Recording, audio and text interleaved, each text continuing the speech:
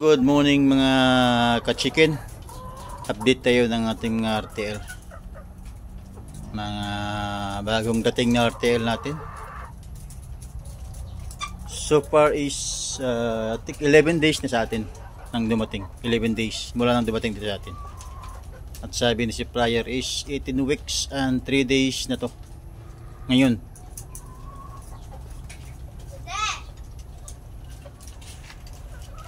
So, yan. Yan yung update ng ating layer chicken.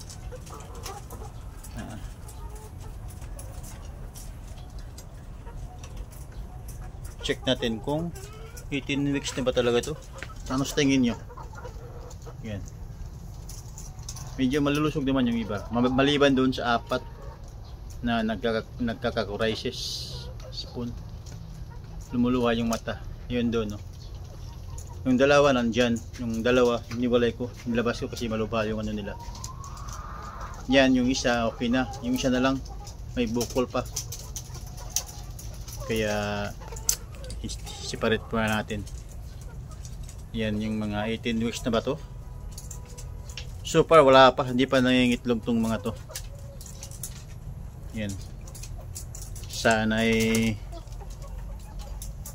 pakitaan na tayo ng mga itlog ng mga to. Maliban dito sa taas, may isang matanda dito na nahalo. Yan, yan. Yan. Yan yung nangingitlog ngayon.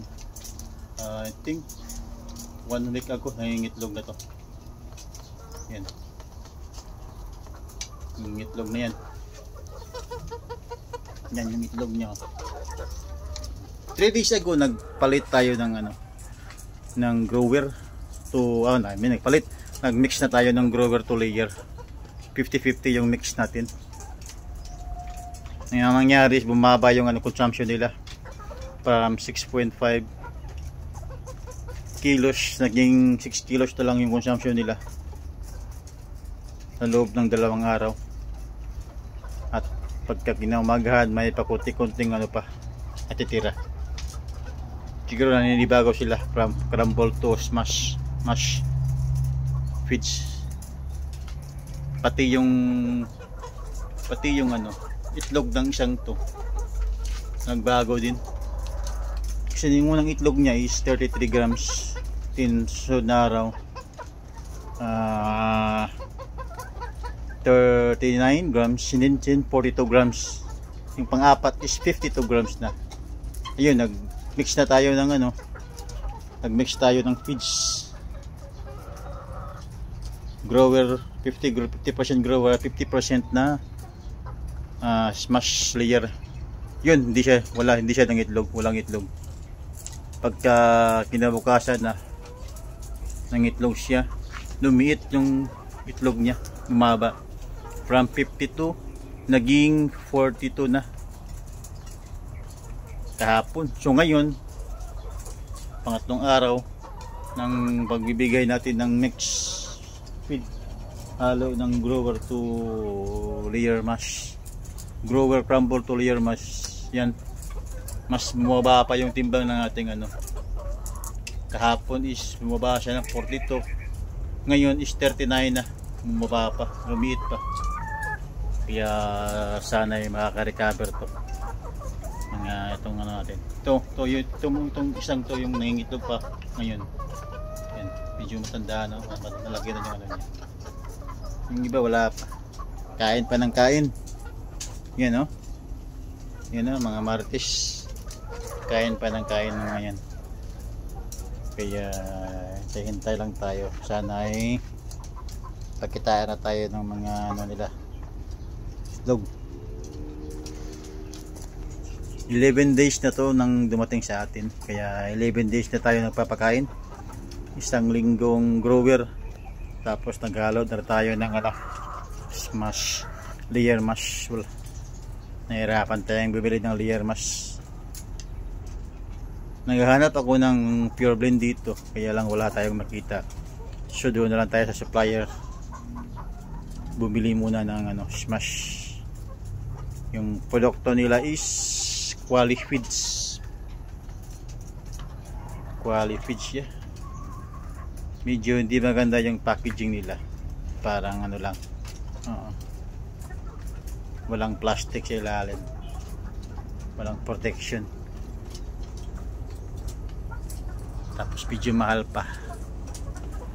Yan, subukan muna natin yung feeds ng ating supplier bago tayo mag-isip kung pagpapalit tayo. Yun guys, sa update natin for today. Medyo maulan kahapon, pati ngayon wala pang ano, di pa lumabas yung araw, 8 o'clock na. Iwan ko kung kailangan bang magpapailaw pag walang araw, makulimlim. Yan, hopefully sana may bago tayong nangingitlog. Yan, consumption nila ngayon is ano muna, 80 grams per head. Yan, nahihirapan sila, makaubos pa sa 80 grams, kaya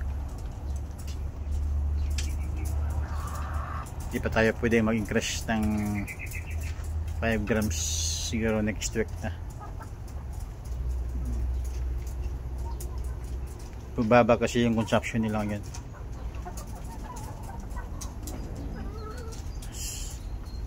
Tingnan natin mamaya kung makakaubos sila ng ano, ng 6.5 kilos na. Sa umaga is 3 kilo tayo, pangalawa is 3 kilo din. Gusto ko sanang i-60% to 70% sa umaga, kasi maliit yung ano natin, maliit yung pakainin natin, DIY lang natin to, kaya 3 kilos lang muna, 3 kilos pangalawa, 1.5 pangatlo kung maubos nila.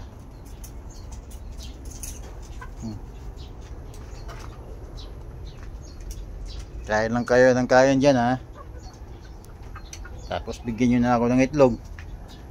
Wala na akong pambili ng ano nyo, wala na akong pambili ng patukan nyo, kaya magtrabaho lang kayo. Yan, tagay tayo ng vitamin. Araw-araw muna tayong nagbibigay ng vitamin ngayon, hanggang sa sila mag-umpisa na mangitlog. Siguro gagawin nila natin MWF. Yan. Tapos sa Sabado is magpapainom tayo ng anti-malaria, kasi maulan, maraming lamok. May ano din, ito yung mga ipot nila, pasintabi po sa mga kumakain. Medyo na wala namang mga green na. Nakaraan araw meron, so ngayon wala na tayong nakikitang mga ano. Thanks God. Dito sa kabila,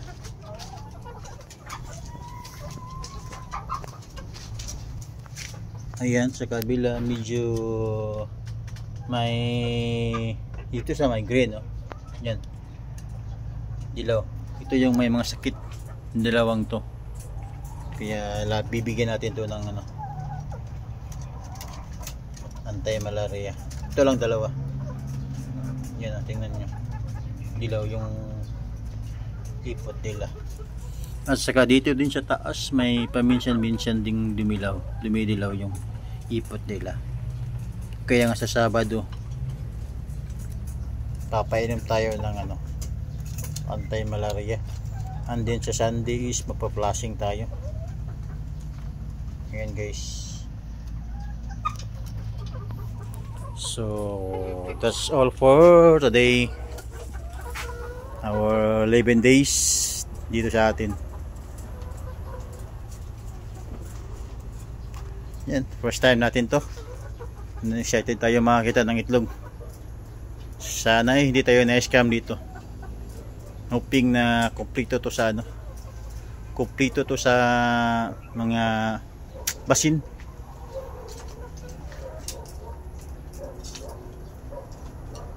Para maganda yung ano nila, production nila.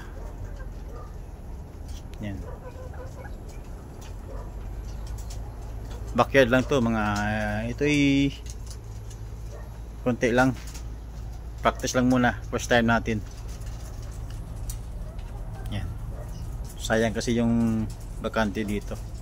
At saka hindi tayo pwedeng maglagay ng marami dito kasi nga may mga kapitbahay tayo. Yan, kahit dito kahit paano ay yan, madali lang nating linisan kasi konti lang. Hanap tayo ng malaking area para paglalagyan ito kung sakaling magugustuhan natin at maganda yung maganda yung takbo nito. Kaya antabayanan nyo mga ka-chicken yung update ng ating RTL, panimula ng ating RTL chicken. Yan, so far may isang bibigay sa atin ng biyaya, may itlog na, kaso lumiit nang magpalit tayo ng nang mag-mix na tayo ng Grover 2 layer feeds. So yan, good luck to us.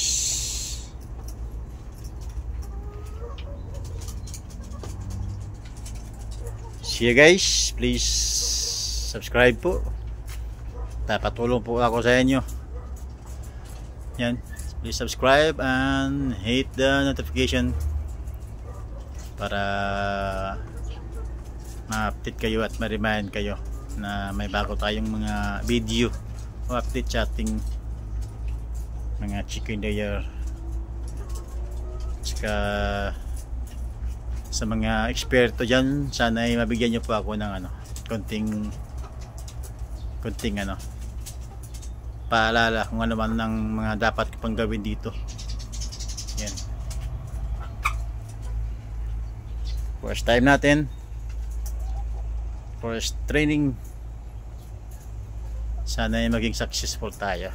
Yan guys, good morning.